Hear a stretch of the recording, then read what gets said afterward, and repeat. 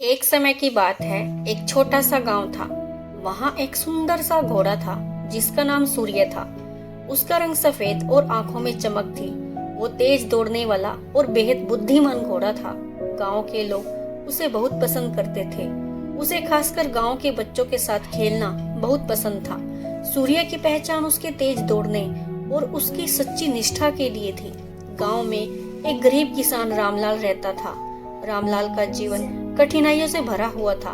उसके पास खेती के लिए जमीन तो थी, लेकिन कड़ी मेहनत के बाद भी उसकी फसलें अच्छी नहीं होती थी। रामलाल का सपना था कि वो अपने जीवन को सुधारे और अपनी जमीन पर अच्छी फसल उगाए।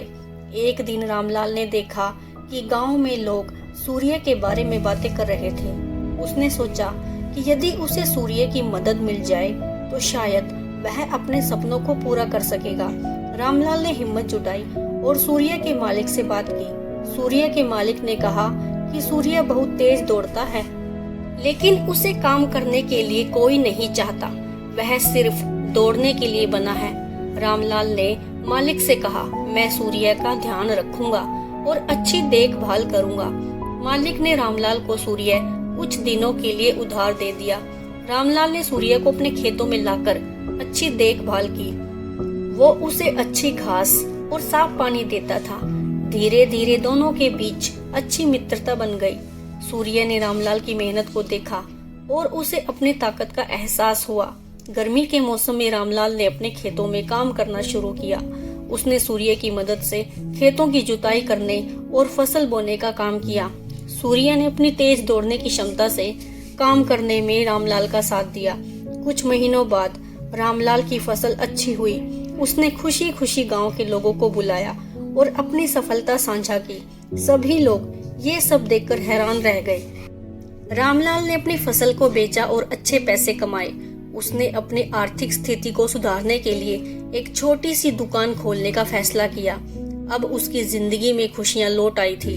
वो गांव का सबसे सम्मानित किसान बन गया और गांव वालों के लिए प्रेरणा का स्रोत। लेकिन अचानक से गांव में एक बड़ी समस्या आ गई। गांव में सूखा पड़ गया और पानी की कमी हो गई। खेत सूखने लगे और रामलाल की मेहनत पर पानी फिर गया। लोग परेशान होने लगे।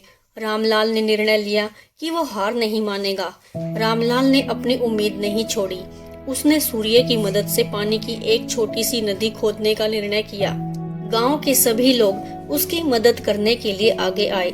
सभी ने नदी की खुदाई की और बारिश का पानी जमा करने का प्रयास किया। सूर्य ने भी रामलाल का साथ दिया और उसे प्रेरित किया।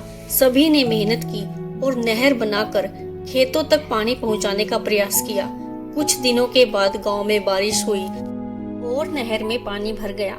गांव के लोगों ने मिलकर फिर से अपनी फसलें उगाई और रामलाल ने भी फिर से अपनी फसल उगाई और गांव में खुशियां लौट आई।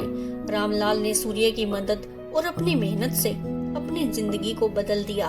वो अब गांव वालों के लिए प्रेरणा का स्रोत बन गया था। उसने गांव वालों को हमेशा एकजुट रहकर समस्याओं का सामना करने के लिए प्रेरित किया। सूर्य और रामलाल की मित्रता और भी मजबूत हो गई। उसने हमेशा सूर्य का ध्यान रखा। गांव के लोग भी उनकी मित्रता को देखकर प्रेरित होने लगे।